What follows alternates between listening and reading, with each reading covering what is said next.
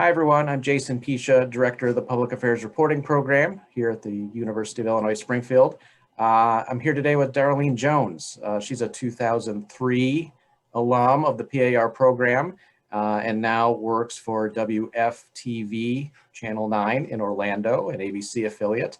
I wanted to bring Daralene on. She was the executive producer of a fairly new documentary her station put out about the Ocoee Massacre, which happened 100 years ago.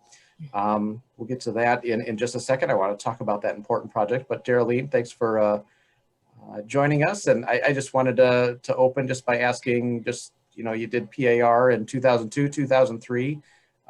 Take us through the journey of where you've been since then and how you ended up in Orlando.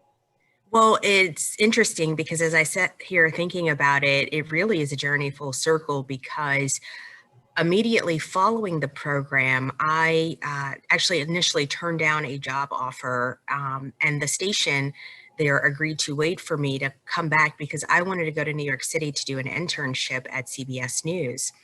And you'll understand why it's a full circle moment. That is because it ties into the project that I just wrapped up. But I spent the summer or a little bit more in New York City interning at CBS News, where I got to do some incredible work on projects with the crew in charge of 48 Hours, and met a woman who was a producer there at the time named Taji Smith. And she just sort of took me under her wing and mentored me, and we stayed in touch for many, many years. And so from there, I got a job at WCIA over in Champaign, where they had waited for me, and that was great. And from there, I went on to work at stations in Memphis, Tennessee, Orlando, where I'm now working for a second time. And I also spent some time working for NBC News in between my second stint here in Orlando. And so it's been a really great journey. And the reason why I say that internship in New York was full circle for me now is because there aren't a lot of local television stations doing these documentary style form pieces. And so particularly in our newsroom, we didn't really have anybody to help guide me through that process of how it works. And so I reached out to Taji Smith, who I had been her intern all those years ago. And she now currently works for ABC News as a producer for various long-term projects that they do there.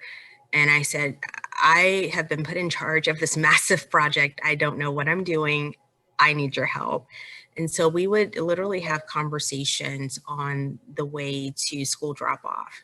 I'd be dropping my kids off at school. I have her on speakerphone and she'd just be talking me through various parts of the project. And so it really is a reminder of how important contacts and how important relationships are. Yeah, and we'll get to the question of how you were able to find time to do a full-length documentary in the middle of a pandemic and a crazy election year and everything else. But first, I just to give people some background, because I had, like I mentioned to you earlier, I had never heard of the Ocoee Massacre, and and your project really brought it to light to me for the first time.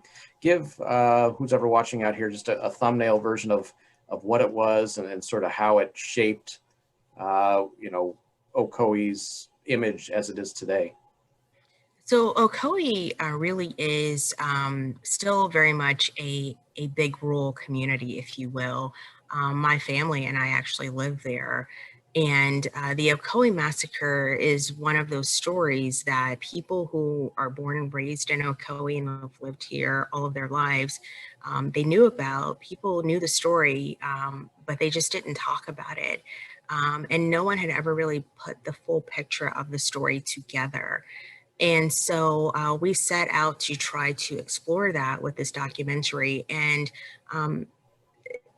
essentially what had happened is Blacks who had migrated here from other parts of the South had settled here in Ocoee. And at the time, they were all preparing for an election year. It was the 1920 presidential election.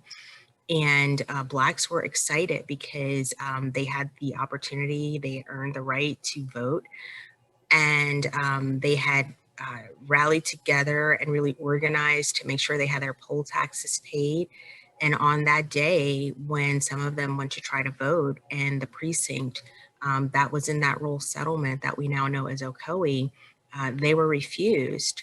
And one of the men, a prominent Black man who lived in the Ocoee community, and earned a fairly decent living for his family and acquired some land in the community.